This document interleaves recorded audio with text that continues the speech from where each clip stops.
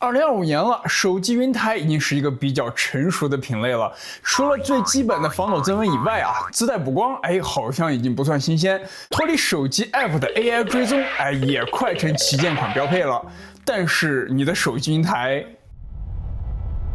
能这样吗？大家好，我是菠萝。之前有很多朋友留言跟我说，让我试一试浩瀚的手机云台 M7，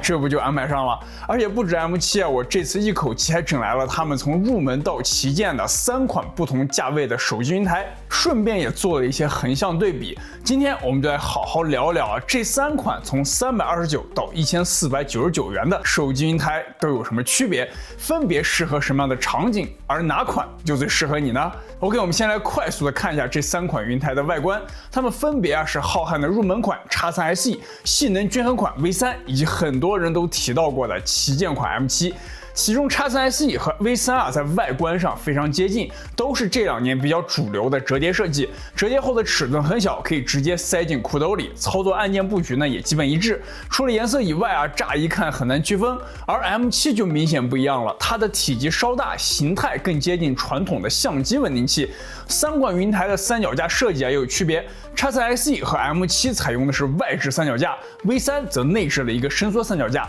所以便携性上呢 ，V3 是这3款里最强的。除了三脚架以外V3 和 M7 还都内置了延长杆。X3 SE 呢这边就没有了另一个明显的差别就是这个 AI 追踪模块，入门款的 X3 SE 并没有配备这个追踪模块，我感觉是今年各品牌的旗舰云台都在卷的点。过去如果我们想要在手机云台中使用追踪功能，必须得搭配他们的配套手机 App， 比如浩瀚的浩瀚 Drive、大疆的 DJI Mimo 等，才可以实现框选人物、物体来进行追踪这个操作。但只要你打开了其他 App， 比如说直播软件、原生相机，他们就没法使用了。而这个独立的 AI 模块正好解决了这个痛点，它内置一个摄像头和 AI 算法，可以在任何 App 下实现人物追踪，甚至就算你不用手机，而是其他设备，云台也能够自己独立工作。另外值得一提的是在进行远程拍摄时除了可以使用一些特定的手势来远程操作云台以外，这3款也都是可以把控制器拆下来进行无线使用的。这个功能我觉得也是浩瀚各款手机云台的比较独特的地方，就在一些单人拍摄的场景就尤其的有用。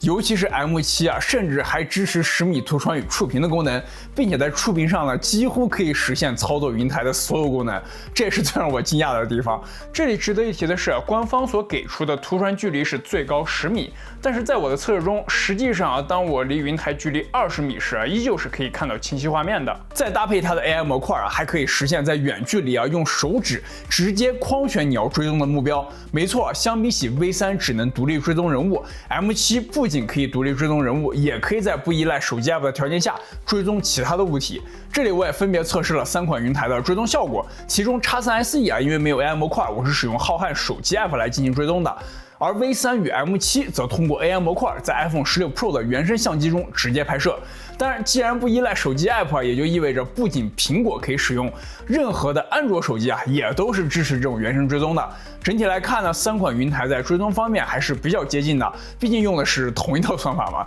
不过 X3 SE 与 V3 由于主要是追踪人的头部它们追踪的范围极限大概是10米左右，而 M7 呢则可以手动通过遥控器触屏来框选整个人物，这样参照物大了，追踪范围也可以提升到15米左右，并且一些比较极限的角度比如一些很高很低或者360度围着云台旋转的时候， X3 SE 呢跟 V3 就会出现云台限位的情况。这是因为他们的云台设计为了更好折叠和便携性，在云台结构上牺牲了一部分3轴运动范围。而 M7 呢，由于更接近传统相机的云台设计所以每个轴向的运动范围都要明显的比另外2款大，尤其是航向轴可以实现360度的无限旋转。我实际用下来呢，几乎是没有遇到过限位问题如果你在拍摄时有需要用到超广角镜头的时候，正常情况下你会发现因为视角太大，它可能会拍到你的云台壁。这时候我们只需要连击4下扳机键，M7 就会切换到一个超广角模式，将云台壁转到后方就完全不会遮挡镜头了。当然 X3 SE 跟 V3 的结构呢也是有一些优势的，除了便携以外，它们的应用性其实更强，上手更快，直接夹手机开机啊就能立马开拍。而 M7 呢你想的没错啊，跟相机云台一样需要手动配平一下，不过也不用太担心啊，你只需要配平一个轴，用过几次后呢，我相信大部分用户都可以在10秒内完成，而且同一台手机配平一次以后下次就能直接使用了。另外，在横竖屏的切换上呢 ，X4 SE 跟 V3 都支持通过双击 Mode 键或者手势来快速切换。M7 则需要在关机或待机状态下将手机取下，并手动旋转手机夹具来实现切换，稍微复杂一些啊。同时 AI 模块上呢还自带一个补光灯，在像现在这样的室外夜景或者光线不太好的探店场景下，也能够有效的提升画面质感。大家可以对比看一下这个补光灯打开和关闭之后的效果差别。不过 V3 跟 M7 的这个补光灯稍微有点区别啊。V3 是可以进行冷暖色方面的色温调节，而 M7 它是 RGB 的这个我也不知道能干嘛，可能能实现一个自己蹦迪的氛围感吧。接下来在重量方面呢，这3款云台的自重分别为361克、420克与624克，其中 X3 SE 与 V3 的最大承重为300克，而 M7 呢因为搭配了更强大的电机能够承重500克。一般来说呢，像 iPhone 16 Pro Max 这种大尺寸影像旗舰手机，加了壳之后是接近300克。虽然 V3 跟 X3 SE 也能够使用但是就已经比较边缘了。而如果你更进一步的外接了外置 SSD 的话，那重量往往就会超过300克了。所以对于有这方面需求的用户呢 ，M7 可能就是唯一的选择。我甚至曾经测试过连了个1万毫安的磁吸充电宝，在总重量700克远超它的承重极限时，其实也能稳住但是我这个只是在测试极限时偶尔用一下，对于日常使用来说呢，为了保护电机，我肯定是不推荐大家这么做。另外，我记得在上一次的云台评测中很多朋友都有问到，就是这些手机云台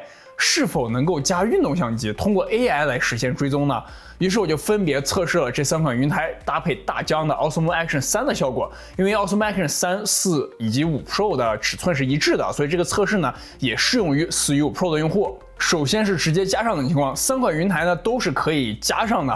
但是因为运动相机的重量分配跟手机相差很大，直接加上后呢都会出现配平问题，导致云台抖动与电机发热，严重点呢甚至会损坏电机。所以我自己又 3D 打印了一个模仿手机造型的转接器，并且放入了一些配重。在这时呢 M7 通过快速的手动配平是可以完美兼容的，而 X3 SE 与 V3 呢因为结构的限制依旧是无法使用。所以如果你有搭配运动相机使用的需求，那我也是更加推荐 M7 这一款。除了 AI 追踪以外呢，这3款云台也提供多种预设好的手动拍摄模式，以及一个自定义模式，让你可以通过不同选项来让云台在一个或多个轴上跟随你的运动来旋转，自由度还是挺高的。浩瀚 App 中呢也有一些其他智能拍摄模式可以选择，让用户可以跟随教程简单快速的拍摄一些创意效果，比如说希区柯克变焦、盗梦空间镜头，以及一些预设好的 Vlog 模板等等，用来快速拍点短视频还是挺方便的。续航方面呢，这里分为3种情况可以使用从3个小时到13个小时不等。具体的大家可以参考我面前的这个表格。3款也都支持边充边用，所以应该是足以应付大多数的拍摄场景。其中 M7 呢还支持通过臂杆上的 C 口对手机进行反向充电，所以更适合对于续航要求更高的用户。OK， 那么在聊完3款云台的功能细节后接下来的部分呢，我们忘记这些宣传点，而是从一个普通用户的角度出发，来看看这3款产品它们各自的优点与局限，以及它们分别适合什么样的用户。毕竟适不适合你很多时候并不在于它们的功能有多强，而在于你需不需要。对预算较低呢，主要用途为拍孩子、宠物或者出去旅游录像留个纪念来说，那 X3 SE 基本就能够满足你的需求了。它的价格是3款中最低的，为329元，而且重量也最轻361克，折叠之后呢是可以直接放进裤兜里，带着出门几乎是没有负担的。控制器呢也可以拆下来单独使用用来远程拍摄一下自己或者家人，完全没有问题。但是毕竟是入门款在非核心功能上还是有一些妥协，比如呢它就没有 AI 追踪跟补光灯模块。但是使用浩瀚自家的 App 也可以框选人物或者其他目标进行追踪。这个 App 呢我也测试了一下，至少在 iPhone 16 Pro 中是支持 4K 60赫兹格式拍摄的，